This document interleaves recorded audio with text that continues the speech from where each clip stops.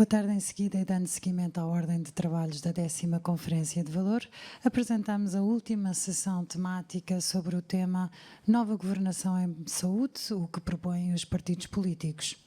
Na mesa redonda, contamos com o contributo de Sr. Deputado Jorge Seguro Sanches, pelo Partido Socialista, Sr. Deputado Nuno Carvalho, pelo Partido Social Democrata, Sr. Deputado Pedro dos Santos Frazão, pelo Chega, Sr. Deputado Mário André Macedo, pelo Bloco de Esquerda, e o Sr. Deputado Bernardino Soares, pelo Partido Comunista Português.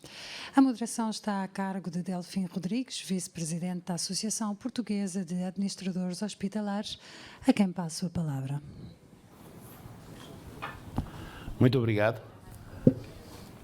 Uma boa tarde e, porventura, nada melhor que o início de tarde com a preleção, com a apresentação, convite que tivemos antes da Unidade Local de Saúde do Alto Minho, com a magnífica iniciativa que naturalmente todos teremos muito gosto, mais que estar presentes em participar ativamente no desafio que nos foi colocado e também em sequência, também nada melhor para continuarmos a nossa tarde de sábado do que termos aqui representantes dos partidos políticos e também representantes do órgão de soberania que é a Assembleia da República. Vamos, no fundamental, procurar discutir. Não vamos aqui fazer diagnósticos de situação, porque os diagnósticos são por demais conhecidos e nós precisamos da ação, call for action, desculpem o anglicismo, e ver como é que nos vamos posicionar no futuro, não é? Nós sabemos onde é que estamos hoje, sabemos o que é que não queremos hoje, porventura vamos identificar o que é que queremos no futuro, mas que linhas de ação e que estratégias é que temos que assumir para que possamos fazer acontecer o futuro. Não? Portanto, se quiserem, o que eu vos convido é, de algum modo, ou de todo modo, um exercício de planeamento. E planeamento não é propriamente um exercício de adivinhação, não é? Planeamento não é adivinharmos o que é que vai acontecer no futuro. Planeamento trata-se de sabermos quais são as medidas exatas que podemos e devemos tomar hoje e que vão ter impacto no futuro. Por conseguinte, aquilo que eu vos desafio, e sem mais delongas, é poder enunciar aquilo que, na vossa perspectiva, também no vosso ideário político, naturalmente, poderá e deverá mudar o rumo da saúde em Portugal, de forma a que os portugueses sejam, obviamente, cada vez mais saudáveis, mas também que cada vez se revejam mais num serviço que foi criado para eles e que, naturalmente, desejam reforçar. Eu começaria por uma questão fundamental, que é a questão do acesso. Não é? Nós estamos a falar de um serviço, não estamos a falar de uma indústria. Não é? E isto porquê? Porque numa indústria, como sabem, não vou explanar agora sobre isso, mas é relativamente indiferente saber onde é que este copo foi fabricado se eu o tiver à minha disposição e se houver distribuição para isso. No serviço não é assim. No serviço é determinante o local onde o serviço me é prestado, não é? E é fundamental o prestador. E como é que eu me relaciono com o prestador e vice-versa. Por conseguinte, em matéria de acesso, o nosso Serviço Nacional de Saúde tem um problema que todos nós conhecemos, identificamos, que não negamos, que é um problema de listas de espera. Listas de espera, ao cabo e ao resto, trata-se de um racionamento do serviço. Não é? Portanto, eu começaria, talvez, pelo Sr. Enfermeiro Mário André Macedo, até porque porventura terá que sair um pouco mais cedo e não queremos, obviamente, perder os seus contributos.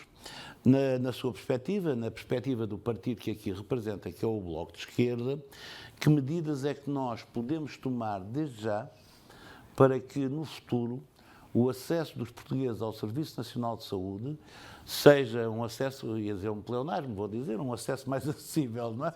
Mas um acesso que possa ser compaginável com aquilo que são as necessidades de saúde dos portugueses. Medidas de acesso. Muito obrigado, Dr. Delfim. Agradecer o convite por estar aqui presente e comentar também os restantes elementos do painel.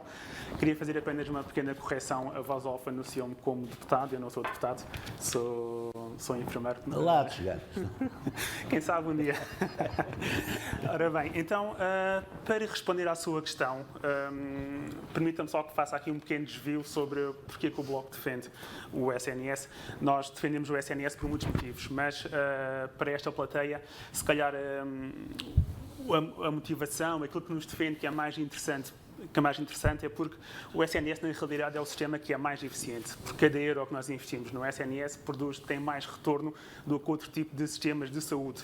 Nós não nos podemos esquecer que, em Portugal, nós investimos cerca de $3.000 a menos por pessoa do que outros sistemas de saúde, como o holandês ou como o alemão. E, mesmo assim, o SNS consegue apresentar em muitos indicadores resultados que não ficam aquém daqueles que são apresentados pela Holanda ou pela Alemanha. Aliás, quem dera aos holandeses... Mas me permite, em matéria de equidade e financiamento, falaremos depois.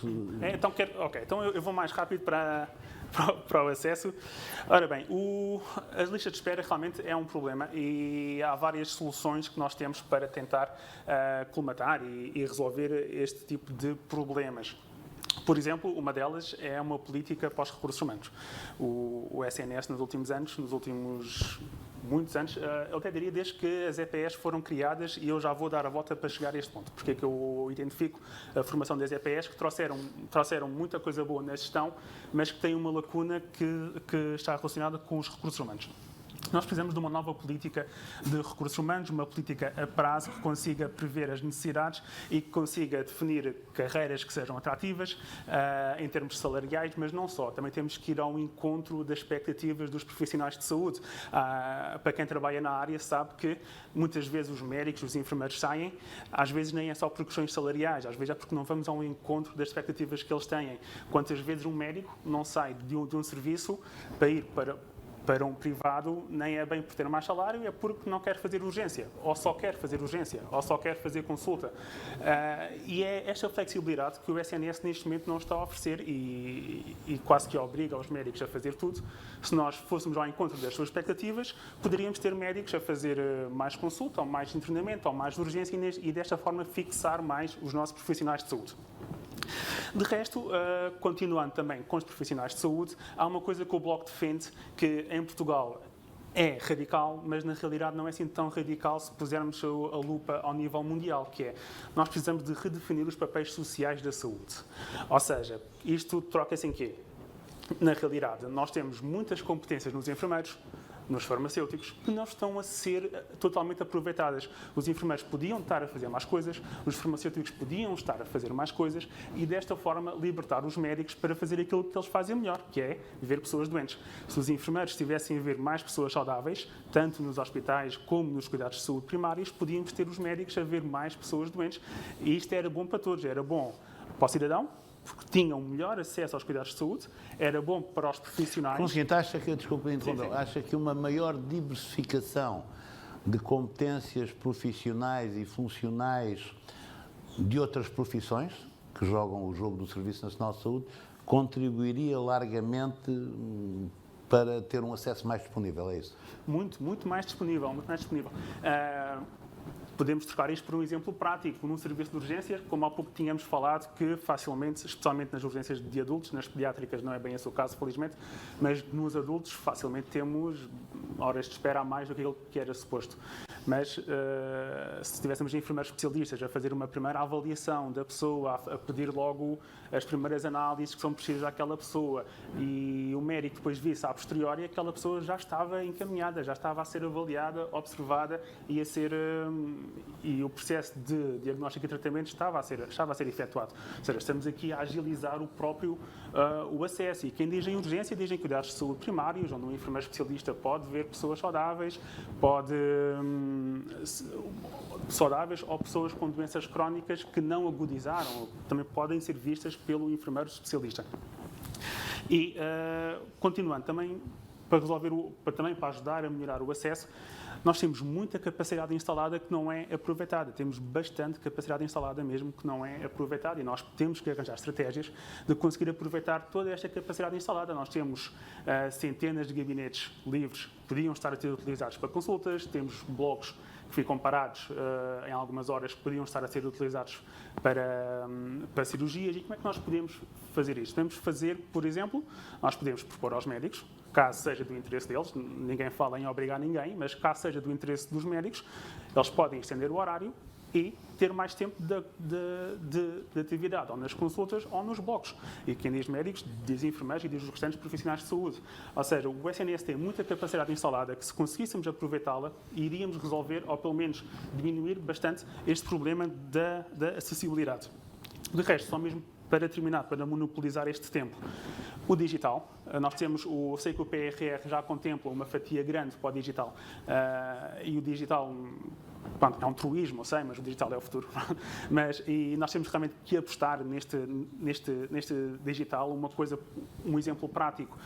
Com o digital nós conseguimos aproximar as especialidades médicas hospitalares dos cuidados de saúde primários.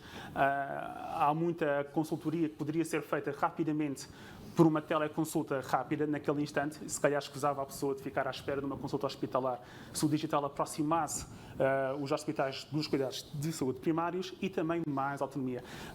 Hospitais com mais autonomia têm mais capacidade para contratar, para ampliar um serviço, aumentar a produção em determinada área e desta forma também poderíamos, e como são eles os atores que mais conhecem as necessidades locais, poderíamos também desta forma melhorar o acesso aos cuidados de saúde de todas e todos nós. Muito obrigado, Sr. Enfermeiro Mário André Macedo. Eu passaria ao Sr. Dr. Bernardino Soares e eu tratar por deputados. Muitos de nós habituámos a ver nessa circunstância, ou como Presidente da Câmara de Loures, mas naturalmente felicitamos-o também pelas funções que neste momento está a desempenhar. O nosso representante, o Bloco de Esquerda, identificou como medidas de ampliação do acesso, e nomeadamente que podem contribuir para a diminuição das listas de espera, a ampliação do conteúdo funcional e profissional de outras competências na saúde. O Partido Comunista revê-se nesta posição, não se revê, tem outras medidas? O que é que o Bernardino nos tem a dizer sobre isso? Obrigado, Dr. Delfim. É um gosto também reencontrá-lo. Queria agradecer o convite e saudar a associação e, em particular, o Dr. Artur Vaz, com quem me cruzei muito nos últimos anos e em anos anteriores, noutras circunstâncias também. O que é que eu gostaria de dizer? Acho que sim, é importante ampliar as competências de várias sabedorias profissionais na área da saúde, até porque o Serviço Nacional de Saúde não dá resposta, continua a não dar resposta a uma série de áreas que, mesmo fora das competências médicas e até da enfermagem, podem ser hoje incluídas. Estamos a falar da saúde oral, da saúde visual, da saúde auditiva, tudo componentes essenciais da saúde humana que são muitíssimo desvalorizadas e para as quais quase não há resposta direta e especializada no Serviço Nacional de Saúde. Mas eu acho que nós precisamos de olhar para este problema. Não vou falar do financiamento, que está na base de tudo, mas isso deixamos mais para diante. Mas eu penso que hoje um problema essencial é o problema dos profissionais de saúde no Serviço Nacional de Saúde. Esse é o nó górdio da gestão do Serviço Nacional de Saúde neste momento. Nós, claro que precisamos de mais investimento, precisamos de mais equipamentos, mas se não tivermos profissionais, médicos, enfermeiros, outros profissionais com capacidade para dar a resposta que só eles podem dar, não nos serve de nada ter depois um conjunto de outras coisas. Os profissionais são o centro do Serviço Nacional de Saúde e, neste momento, a sua escassez e a saída continuada que estamos a verificar em muitas unidades é também o principal problema. A que é que atribui essa saída? Nós realizámos um barómetro, um inquérito de audição de médicos, mas que, por analogia, também se pode estender a outras profissões, em que procurávamos averiguar não só as expectativas dos jovens, dos futuros médicos, mas também dos atuais, mas no seu entender o que é que está na causa desse êxodo de profissionais do Serviço Nacional de Saúde? Há vários fatores. Um deles é, obviamente, a questão remuneratória, em algumas profissões, em determinados patamares, quer dos médicos, quer dos enfermeiros, isso é muito relevante. Há o problema das carreiras. Antigamente, os médicos tinham uma perspectiva de progressão na carreira. Sabiam que, ao fim de determinado tempo, prestando determinadas provas, isso corresponderia a uma elevação do seu estatuto profissional e também do seu estatuto remuneratório. Isso, e com uma correspondência depois na sua inserção na organização e na hierarquia dos serviços de saúde. Isso hoje está praticamente destruído e descaracterizado. E, portanto, hoje muitos profissionais de saúde não encontram no Serviço Nacional de Saúde uma perspectiva de progressão que depende do seu desempenho. No seu entender, que medidas de... Peço desculpa, sou muito interventivo, mas também não quer dizer que a sua resposta esteja desfocada. Antes, pelo contrário. No seu entender, que medidas é que podíamos tomar hoje que tenham impacto no futuro para alterar esta situação? Acho que precisamos de desbloquear a progressão nas carreiras e de voltar a ter as carreiras médicas e de enfermagem como uma... Já agora da administração hospitalar. E da administração hospitalar também. Quer dizer, todas as profissões, porque é evidente, eu anteontem estive num hospital aqui da região de Lisboa e Val do Tejo. E quando eu estava a falar deste aspecto, um dos administradores disse-me: bom, mas o problema não é só aí.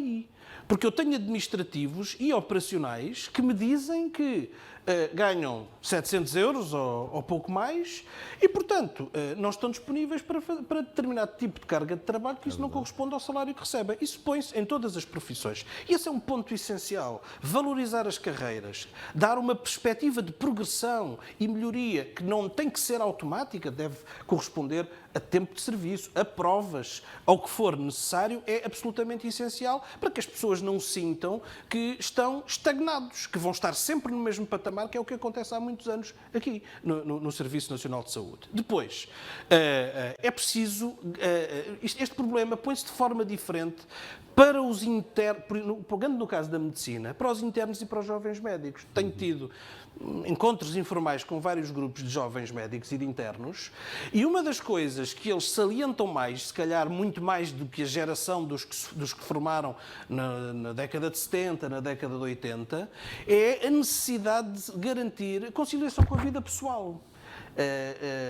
E isso hoje, com as cargas de trabalho, com as urgências repetidas, com um conjunto de outros fatores que tornam até a própria aprendizagem no internato da medicina ou no estágio da enfermagem muitíssimo difícil, com pouco espaço para aprender e um sentimento de serem usados como mão de obra barata, faz com que muitos deles cheguem ao fim do internato e o que lhes apetece é sair. É ir procurar uma coisa que se calhar não lhes vai dar desenvolvimento profissional muito significativo, mas se calhar paga melhor e é mais de acordo com a sua expectativa em relação à vida. E isso também tem que ser trabalhado. Muito obrigado. Muito obrigado. Deixe-me só dizer mais uma coisa em relação aos equipamentos. Faz favor. Nós precisamos de recuperar camas hospitalares. Porque é evidente que há falta de blocos de operatórios em relação às listas de espera das cirurgias em várias unidades, mas há unidades que têm blocos que não são suficientemente aproveitados porque não há camas depois para o internamento. O Serviço Nacional de Saúde perdeu 4.000 camas na última década e meia. E nós precisamos de recuperar isso, porque sem isso não é possível também recuperar listas de espera em muitas especialidades. Muito obrigado. Bom, estivemos a ouvir a oposição, agora vamos passar para a situação. Senhor Deputado Jorge Seguro Sanches, como deputado, aliás já teve funções governativas por 2 vezes, creio, e para quem a área da saúde também não é estranha, é uma área que é familiar, já trabalhou na área da saúde, particularmente na Covid e também numa unidade local de saúde, mas como deputado e do grupo parlamentar do Partido Socialista e digamos, do Grupo Parlamentar de Saúde, que medidas de legislatura é que o senhor e os seus colegas de partido têm em mente para que daqui a 4 anos a saúde dos portugueses possa ser completamente diferente? Muito obrigado pela questão. Queria começar por saudar o Dr. Delfim Rodrigues, todos os colegas de painel que aqui estamos para fazer esta discussão, a Associação Portuguesa de Administradores Hospitalares, este evento, esta conferência que eu queria saudar pela riqueza e pela reflexão que nos traz a todos, para que todos nós possamos desenvolver da melhor maneira o nosso trabalho para o futuro. Esse ponto penso que era muito relevante. E especialmente agora num momento em que estamos a iniciar uma legislatura que sabemos que terá 4 anos e que nos permite fazer algo que há pouco o Sr. referiu no início da primeira pergunta que fez ao meu colega do Bloco de Esquerda, que tinha a ver com o seguinte: planeamento. E de facto, todos nós sabemos que na área da saúde, e não só na área da saúde, digamos que em todas as áreas, o planeamento é essencial. E, portanto, parece-me muito importante que haja uma reflexão efetiva sobre como é que nós podemos fazer da melhor maneira este planeamento para os próximos anos.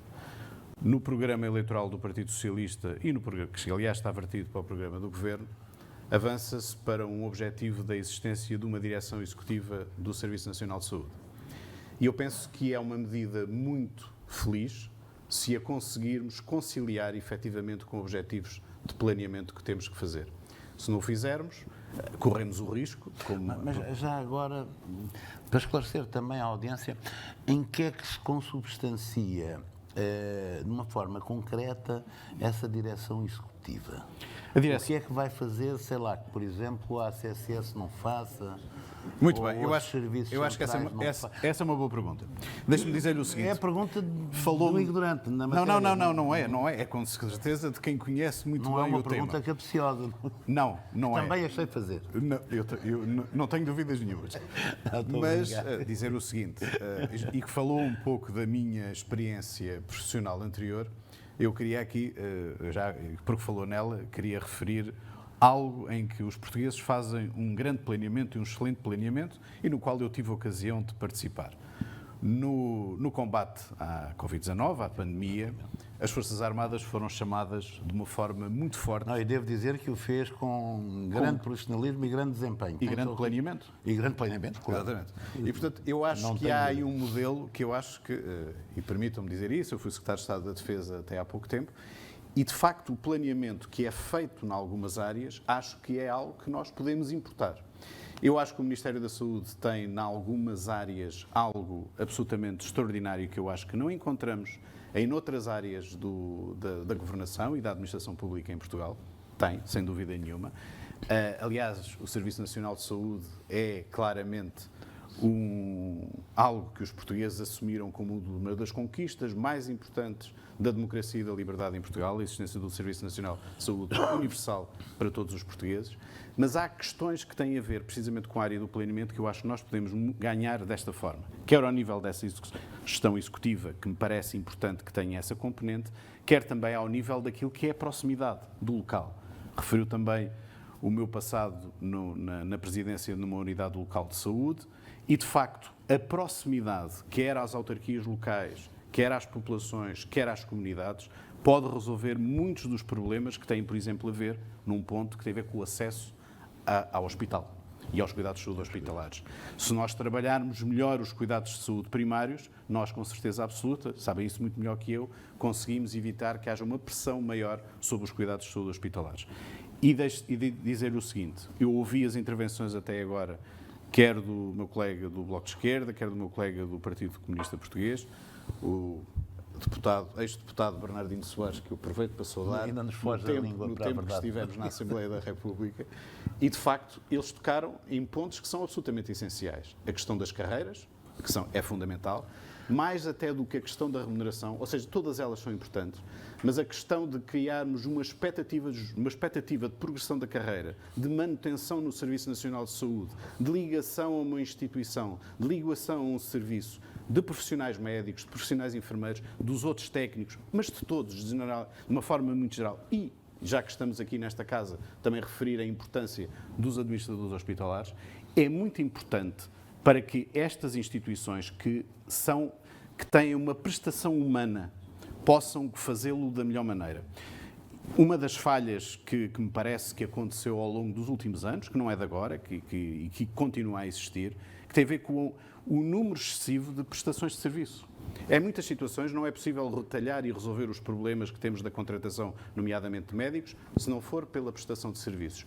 Mas essa não me parece que seja a melhor maneira de garantirmos efetivamente um planeamento eficaz, para que esse planeamento eficaz possa ser... Portanto, se bem entendo as suas palavras, é de esperar que o Partido Socialista, o grupo parlamentar, entenda-se, no decurso desta legislatura, tome iniciativas legislativas no sentido de valorização dos profissionais, valorização das carreiras. Eu bem sei que há aqui matéria que é da competência do Governo, mas pelo menos recomendará ao Governo medidas nesse sentido. O atual Orçamento de Estado que está neste momento a ser discutido tem um reforço substancial de verbas para o Serviço Nacional de Saúde. À partida, isso não nos garante o sucesso desta opção, não garante. Porque há aqui todo um conjunto de concretização de medidas que não está ao nível do Governo, mas está também ao nível da administração pública, claro, das administrações, das ARS, da ACSS, de cada uma dos EPS ou dos serviços simples que tínhamos em cada uma das áreas para o concretizar. E não apenas na saúde, digamos. Aliás, este problema não é apenas uma questão que tem a ver com a área da saúde, é uma questão que é transversal a praticamente toda a administração pública. E, portanto, da parte do Partido Socialista e do parte da Assembleia da República, estou absolutamente certo disso, porque estes mês e meio de mandato e de início de mandato nesta legislatura têm permitido ver que há, sobre este ponto, uma grande identidade de pontos de vista entre todos. O Orçamento de Estado já traz na sua parte não normativa, na sua parte do relatório, muitos dos exemplos e das medidas que vão ser tomadas, nomeadamente daquilo que tem a ver com a valorização das carreiras e desse trabalho. Para quê? Para conseguirmos efetivamente que o Serviço Nacional de Saúde... Depois também do orçamento do Serviço Nacional de Saúde. Permita-me interrompê-lo para passar a palavra ao Sr. Deputado Nuno Carvalho. Suponha que daqui a 4 anos e meio, de facto, não se verificou aquilo que o seu colega deputado acaba de enunciar agora, e em que o PSD, como partido da oposição, naturalmente, legitimamente, como qualquer partido da oposição, como o Bloco de Esquerda, que aqui está, como o Partido Comunista, aspirará a ser governo, não é? Nesse sentido, também em termos de previsão, de planeamento, que medidas é que sugeriria para que pudessem ser encetadas desde já, precisamente para preparar esse futuro, em matéria de acesso, em matéria de carreiras, em matéria de satisfação dos profissionais, fundamentalmente em matéria de satisfação dos doentes e das famílias portuguesas. Claro. Antes de mais, começar por cumprimentar o Dr. Delfim Rodrigues, agradecer o convite muito simpático da Associação Portuguesa de Hospitalares, Associação Portuguesa de Administradores Hospitalares, e, naturalmente, também cumprimentar os meus colegas de painel. Indo muito concretamente à sua questão, em primeiro lugar, nós temos que ter aqui uma questão de contexto. E na questão do acesso, nós sabemos que o acesso neste momento está mais pressionado devido aos efeitos que nós tivemos relativamente àquilo que foi o combate à pandemia. E, portanto, há que adotar medidas, diria eu, em 2 fases. A fase da recuperação e a fase daquilo que depois será um conjunto de problemas que esperemos nós não se venham a tornar estruturais, e podem se tornar estruturais no que diz respeito ao acesso, que é porque não se resolvem as questões da recuperação, onde a rastreabilidade é fundamental, e neste caso o acesso é essencial, mas também porque há um conjunto de outras dinâmicas, como o envelhecimento da população, que vão ocorrendo, a correlação com aquilo que é o próprio nosso sistema social, onde nós bem sabemos que impacta negativamente na saúde, e isto tudo condiciona estas matérias que estamos a falar a nível do acesso. E, portanto, nós temos aqui um primeiro passo de recuperação da Covid-19 e depois um conjunto de soluções que têm que ocorrer para resolver esta questão do ponto de vista estrutural. Esperemos que nós, daqui por 4 anos, a situação esteja muito melhor, mas não significa que estes desafios não venham a evoluir e venham a impactar negativamente naquilo que é o trabalho que o Serviço Nacional de Saúde tem que ter para satisfazer a sua principal missão, que são, naturalmente, curar as pessoas. Neste sentido, há que olhar para a recuperação. E a recuperação aqui deve deixar de ter, ainda há pouco ouvi o meu colega do Bloco de Esquerda que falava em aproveitar todos os recursos.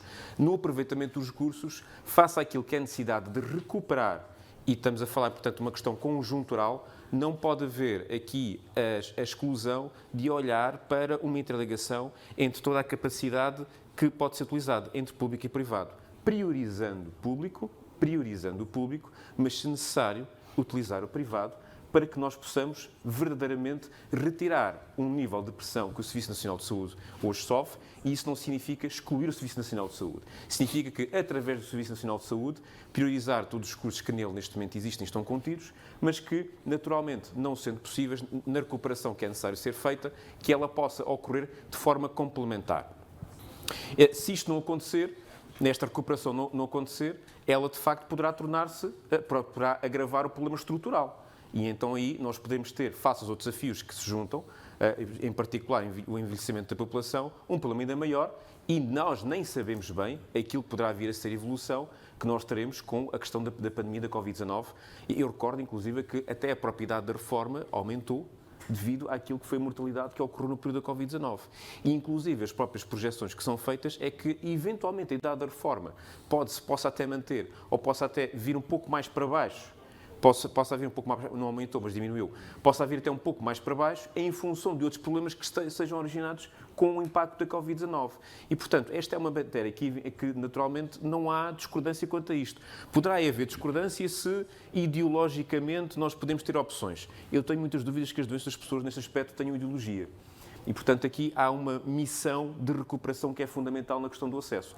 Isto liga aqui, liga naturalmente em que, nesta amplitude que nós estamos a falar nas cirurgias, público e Serviço Nacional de Saúde, prioritariamente, complementarmente, se for necessário, interligar com o setor privado. Estamos a falar dos médicos de família, priorizar naturalmente o Serviço Nacional de Saúde, priorizar o público, se for necessário, complementar com o privado.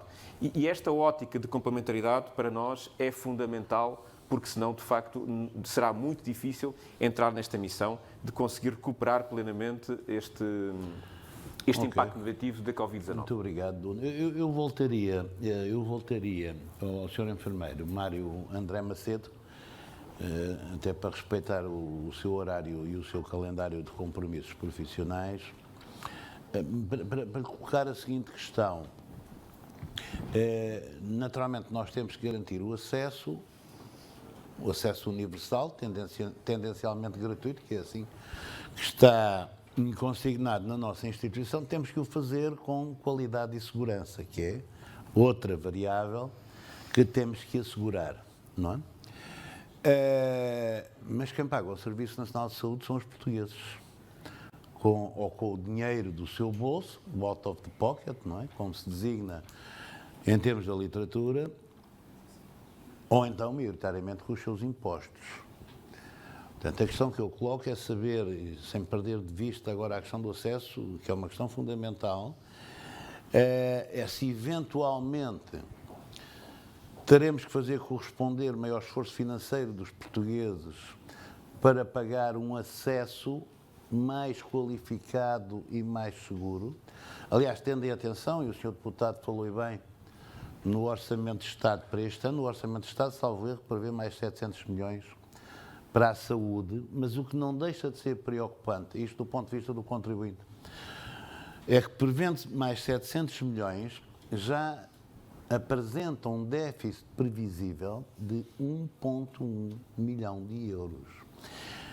Ora bem, eu bem sei que os orçamentos das nossas casas não se comparam aos orçamentos de Estado, mas porventura nenhum de nós na nossa casa, digo eu, pelo menos eu não o faço, realizará um orçamento previsional para o ano seguinte, portanto para o ano N mais 1, prevendo uma despesa para a qual não tem receitas de rendimento na vossa casa. Portanto, Sr. Deputado Mário André Macedo, qual é a sua visão sobre esta matéria? E já agora, se o público, se o privado também e o setor social têm aqui um papel, digamos, também de dar aqui um aporte no aumento do acesso. Olha, diga de sua justiça. Obrigado. Ora bem, acho que é uma ótima questão e é algo que nos preocupa bastante em relação à qualidade e o acesso. Nós sabemos que a qualidade dos serviços, a qualidade dos cuidados que nós prestamos está associado ao volume ao volume de produção que nós temos, ou seja, isto é verdade não só em serviços cirúrgicos, como de saúde materna, como até em serviços médicos. Quanto mais um serviço produzir, tendencialmente melhor irá fazer aquela função. Logo, no abstrato nós temos aqui duas dicotomias, que é o acesso total, onde nós teríamos todos os serviços descentralizados, ou a qualidade absoluta, não é? onde iríamos centralizar tudo. Claro que isto é preciso um equilíbrio, que é para não colocar em causa nem uma dimensão nem outra. Para garantir a qualidade dos cuidados e o acesso ao mesmo tempo, nós achamos que é preciso continuar a investir nos centros de referência. Há certos tipos de cirurgias, há certos tipos de procedimentos, por serem tão específicos, por serem tão especiais, que têm de ser feitos por quem realmente os sabe fazer, e neste caso os doentes têm de ser referenciados para estes centros. Por exemplo, ontem estive num debate sobre as hepatites pediátricas e estive a falar com uma colega do Centro de Coimbra da transplantação hepática pediátrica, e só eles é que sabem fazer. Não faz sentido nenhum abrir outro centro de transplantação pediátrica no país. Estes doentes têm de ser referenciados para ali. É preciso criar centros de diagnóstico avançados nas regiões no interior ou em regiões que estejam longe, neste caso de Coimbra, mas quem diz há mais centros de referência. O Hospital Fernando Fonseca, por exemplo, é um centro de referência para cancro do cólon. E é preciso investir nestes centros de referência, é preciso criar mais centros de referência e agilizar esta referenciação de doentes para estes centros. Depois, também, para garantir a qualidade, nós sabemos que não só a produção de um serviço está associada à sua qualidade, como também os profissionais que lá trabalham podem como que levar a qualidade para outros lados. Ou seja, mas nós neste momento nós não conseguimos ter profissionais a ir de um lado para o outro, ou é muito difícil ter profissionais a irem de um lado para o outro, especialmente se for a enfermagem. A enfermagem, então, é mesmo impossível. Um exemplo muito prático: eu sou enfermeiro especialista em saúde infantil, a urgência pediátrica do Darcy da Horta houve durante meses, anos, que precisaria imenso que eu estivesse lá, ou outros colegas meus, mas era impossível eu poder ir lá ajudar. Este é um exemplo prático que isto até se casa com a questão do acesso, mas na qualidade também é verdade. Deveria ser possível os profissionais de centros com maior volume poderem ir uns meses trabalhar para centros de menor volume, de forma a subir a qualidade pelo máximo denominador comum de todos os nossos serviços de saúde. Pegando agora aqui com a questão do financiamento. Nós sabemos que 1/3 dos óbitos em Portugal são por causas evitáveis, ou seja, são causas modificáveis. Nós poderíamos agilizar e trabalhar e modificar os comportamentos de forma a diminuir esta mortalidade e morbilidade. E como é que nós poderíamos fazer isto? O caso do tabaco é um bom exemplo. A própria OMS diz que a melhor forma de reduzir o consumo de tabaco é aumentar os impostos sobre o tabaco. E mais impostos sobre o tabaco faz então duas coisas: aumenta a receita, ou então vai diminuir a prevalência. Isto não só gera mais receita que pode ser consignada diretamente ao SNS, como, por outro lado, menos pessoas doentes, são menos pessoas que necessitam de cuidados de saúde.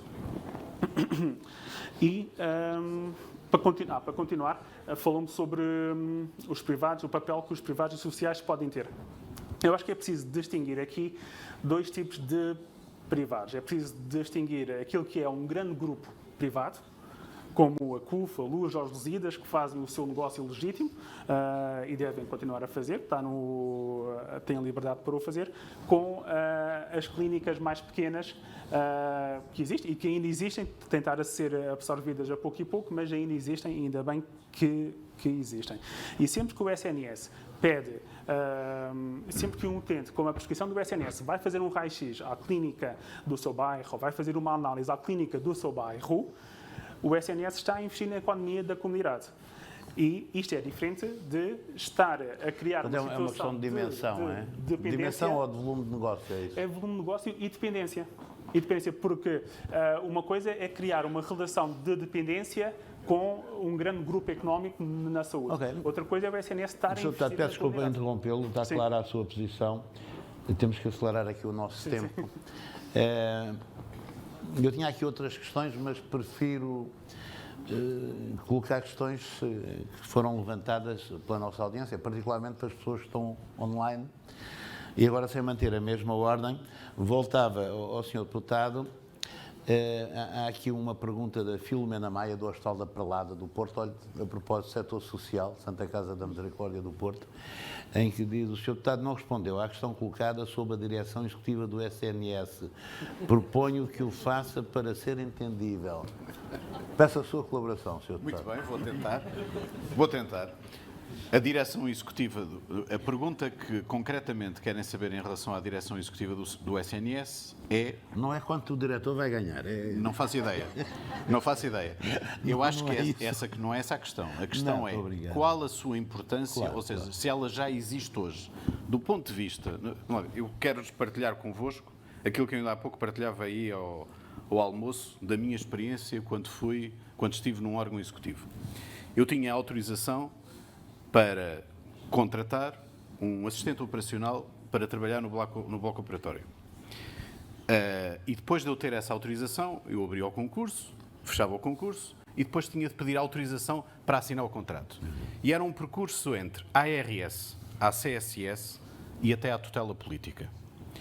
Eu penso que estas questões resolvem-se muito mais facilmente, primeiro, havendo aquele planeamento que eu referi e existindo também, por outro lado, uma responsabilização dos próprios gestores e, nomeadamente, que haja um gestor executivo que possa, ao nível nacional, não criar mecanismos da própria competição, e muitas vezes essa competição tem a ver com valores que se pagam a profissionais entre instituições do Serviço Nacional de Saúde de umas para as outras. E essa função, a dúvida que se pode colocar é, essa função deve ser exercida por um político que toma posse no governo ou que deve ser uma própria instituição que deve existir para além do tempo no Serviço Nacional de Saúde. Na nossa perspectiva, o Serviço Nacional de Saúde ganha se efetivamente tiver essa pessoa, essa função, de uma forma profissional e na estrutura do Ministério da Saúde. É nisso que nós estamos a trabalhar e, como é evidente, olhando para aquilo que é feito, nomeadamente noutros países. Orçamental, preocupa este déficit antecipado de 1,1 milhão de euros? Eu tomo como boa a informação que me dá desse déficit já previsto do 1,1. Como é evidente, eu admito que possa ser boa e até posso dizer o seguinte: é algo que tem acontecido sucessivamente ao longo dos anos, que tem acontecido esse déficit. E, aliás, praticamente nunca deixou de existir, a não ser quando a Troika obrigou, na altura, o governo português a injetar dinheiro, mais do que capital social, para tapar as dívidas. Foi a única vez em que isso aconteceu. E acho que, de facto, isto vai bater à primeira questão que o Sr. Delfim Rodrigues aqui o colocou, que é, nós temos o objetivo, temos a ambição de termos planeamento nesta área ou não? Eu acho que devemos ter esse objetivo. Acho que os portugueses merecem, o Serviço Nacional de Saúde merece, e acho que este debate que aqui está, que eu acho que não vejo assim tantas divergências entre nenhum dos partidos, obriga-nos a dizer o seguinte: nós temos 4 anos para que, em função daquilo que são objetivos, que é de aproximar o Serviço Nacional de Saúde dos portugueses, é de encontrar em cada uma das situações qual a melhor solução. Não terão de ser sempre as soluções públicas. Muitas vezes chegaremos à conclusão que podem também ser instituições e empresas e entidades do Serviço Nacional de Saúde que colaborem com o Serviço Nacional de Saúde. É esse o trabalho e a ambição que nós temos. Nós temos é de dar essa resposta em relação Muito obrigado. a isso. Nós estamos já quase a esgotar o nosso tempo. Eu ainda queria perguntar ao Dr. Bernardino Soares. Aliás, vou-lhe colocar aqui uma questão que foi levantada por pessoas online, não é? Como é que antevê que... basicamente a pergunta é esta: como é que se pode levar as questões, aliás já foi discutido aqui de manhã, as questões de interesse fundamental dos cidadãos e dos doentes para o interior dos órgãos de gestão, dos hospitais, dos ACES, dos cuidados primários, mas isto liga com outra pergunta, saber se se antevê que seria necessário uma direção não executiva que tivesse como função também recrutar os profissionais de gestão executiva para as unidades de saúde, precisamente para obviar a nomeações estritamente políticas e, naturalmente, com formação política, mas com pouca formação profissional e também pouca experiência profissional. Não? Aliás, os bancos dão-nos um exemplo, às vezes não são exemplo para ninguém, mas sabem que hoje, para ser nomeado para o Conselho de Administração de um banco, tem que ter pelo menos 5 anos de experiência. No passado isto não era assim, mas pelo menos aprendem com os erros e daqui para a frente só pode integrar o Conselho de Administração quem tiver pelo menos 5 anos de experiência de direção intermédia ou aquilo que nós queiramos chamar. Bom, isso também não tem sido uma grande garantia, se falamos dos bancos. Não, mas é agora daqui para a frente, pode ficar muito bem. mais preocupado com Mas a questão é muito pertinente. Eu acho que a nomeação tem que ser com base em critérios de competência técnica e também de experiência e com uma participação que em tempos houve dos profissionais de cada instituição. Isso é muito importante porque isso legitima as direções executivas e dá-lhes um peso que neste momento podem não ter. Eu achei muito interessante aqui o traquejo político do Jorge Seguro Sanches a contornar uma questão, porque ele honestamente não pode respondê-la, porque ninguém sabe o que é que vai ser a direção executiva do SNS. E, portanto, ele está aqui numa situação um pouco difícil. Se for para fazer planeamento, pode ser interessante, porque neste momento o Ministério da Saúde não tem nenhuma estrutura de planeamento. Portanto, nós temos um orçamento da saúde de 13 mil milhões de euros e não há nenhuma estrutura que tenha como função planear os recursos humanos, os equipamentos, o desenvolvimento da rede e tudo mais. Isso é logo um desastre. Porque o problema não se põe só no subfinanciamento, que é uma evidência, e aqueles 700 milhões não são verdadeiros, porque são uma comparação com o orçamento inicial de 2021, não com o orçamento executado. Se descontarmos depois o aumento da despesa com o pessoal, vai dar um aumento negativo, se podemos dizer assim. Portanto, desculpem a expressão, é treta. O subfinanciamento vai continuar e a criar dificuldades ao Serviço Nacional de Saúde e às instituições. Por exemplo, há instituições, neste momento, a autonomia de muitos hospitais e conselhos de administração dos hospitais para proceder a investimentos e despesa própria está indexada a 2% do capital social. Ora, há hospitais, para além de muitos que têm capital social negativo já porque consumiram, não é? Há muitos hospitais que têm um capital social nominal de 4 milhões, 7 milhões. E, portanto, para qualquer coisa que queiram fazer, têm que pedir autorização à tutela. Isto não tem a ver com financiamento. Também não tem a ver com financiamento que os orçamentos, de acordo com a proposta de estatuto novo Estatuto de Serviço Nacional de Saúde do Governo, que os orçamentos dos hospitais tenham que ser aprovados não só pelo Ministério da Saúde, o que até podíamos considerar normal, mas também pelo Ministério das Finanças. Mas porquê? Há um orçamento aprovado para a saúde, por que raio é que cada hospital tem que ter o seu orçamento aprovado pelo Ministério das Finanças? Por uma razão muito simples. Para demorar na aprovação, para fazer cortes, para fazer veto de gaveta ao seu desenvolvimento. Porque é que um problema fundamental das unidades é a autonomia. A Ministra tem falado muito nisso. Mas não há nenhuma norma no Orçamento de Estado, nem verbas correspondentes a isso, mas neste caso seriam normas jurídicas, que aumente a autonomia das administrações hospitalares ou das administrações da saúde. Nenhuma. E nós o que precisávamos ter é, há um orçamento definido no início do ano e há autonomia para o gerir, para contratar pessoas. Porque nós temos uma perversão que é, no hospital em que eu estive na quinta-feira, tem 3 urgências, no centro hospitalar do Oeste. Não é nenhum segredo, é do Oeste. Tem 3 urgências. 80% das urgências são asseguradas por prestações de serviço. Isto que leva, relativamente à questão do acesso e da qualidade, a uma profunda atomização dos cuidados de saúde na urgência. Nós já temos o viés de ter os cuidados de saúde demasiado concentrados na urgência porque falta gente e atendimento nos cuidados primários de saúde e depois temos uma urgência que, em vez de funcionar como equipa, e isso é uma grande garantia de segurança, de qualidade, de continuidade dos cuidados, em que temos pessoas que caem ali um dia, fazem ali um trabalho e depois vão-se embora. Isto é o contrário do que precisamos ter. Mas para cada administração hospitalar é muito mais simples contratar uma empresa de prestação de serviços do que contratar um profissional, mesmo que seja com um contrato a termo incerto. E, portanto, enquanto mantemos este atrofiamento da administração e das autonomias das administrações, não só o dinheiro é pouco, como a sua utilização está fortemente limitada Dr. no Bernardino dia a Soares, dia. muito obrigado. Peço desculpa de interromper, mas também para sermos consistentes com o nosso tempo e para respeitar a sessão seguinte, eu de qualquer maneira, e também por uma questão de equidade, dava a palavra ao Sr. Deputado Nuno Carvalho, também de alguma forma para se pronunciar sobre estas questões da profissionalização da gestão, não é? Nomeadamente nos outros setores de atividade económica e social, existe um entendimento de que é necessário alguma preparação, primeiro uma preparação generalista, mas depois uma preparação muito específica para gerir determinado setor. E às vezes nós não vemos isso na saúde. Não sei se é essa a sua sensibilidade ou não, mas por favor, em 2 minutos, partilhe connosco o seu pensamento sobre isso. Em 2 minutos, responder à sua questão e responder-la a 2 níveis. O primeiro nível, que é de encontro à questão que coloca, que é nós temos que ter claramente mais técnica, mais pensamento e mais estratégia, e só que se consegue com quem tem conhecimento. E, portanto, há que aproveitar os recursos humanos no Serviço Nacional de Saúde e quem tem a experiência nos seus diferentes aspectos de gestão e de prática para que essas pessoas sejam colocadas nos lugares que permitam precisamente aproveitar e qualificar mais a oferta que é feita.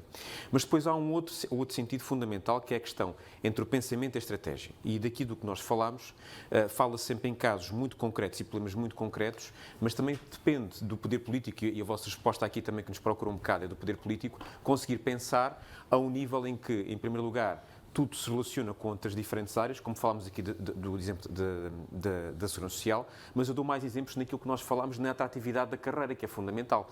A capacidade que é para também conseguir fazer investigação nos hospitais, a capacidade para, por exemplo, em certas regiões, saber conhecer que o nível de contratação não pode ser sempre igual. Se fomos ao Hospital Litoral Alentejano, que é uma realidade que ainda há pouco tempo eu conheci, verificamos que o custo da habitação para contratar profissionais é algo que é brutal e, portanto, merece uma adaptação e, provavelmente, se calhar até merece uma interligação com outras áreas ministeriais. E esse é um papel que os políticos têm que ter e devem, de facto, deixar de ocupar alguns patamares onde a sua técnica é menos e, se calhar, aproveitar a experiência política que falava para ocupar mais acima. Acho que foi muito explícito, meu caro deputado Nuno Carvalho. Resta-me agradecer o ter partilhado connosco aqui nesta tarde de sábado também o seu conhecimento, igualmente ao Sr. Deputado Jorge Seguro Sanches, ao Sr. Enfermeiro Marco André Macedo, desejando-lhe também, é um colega, parceiro, partner de profissão, as maiores felicidades, e ao Dr. Bernardino Soares também, as maiores felicidades nas novas funções que desempenha. Enfim, a todos muito obrigado, mas muito obrigado do fundo do coração, em nome da APA, e considerem-se sempre convidados da nossa associação para podermos debater aquilo que nós fazemos melhor, que é debater ideias e encontrar linhas de ação e determinar objetivos em função dessas ideias. Muito obrigado, uma salva de palmas para os nossos convidados.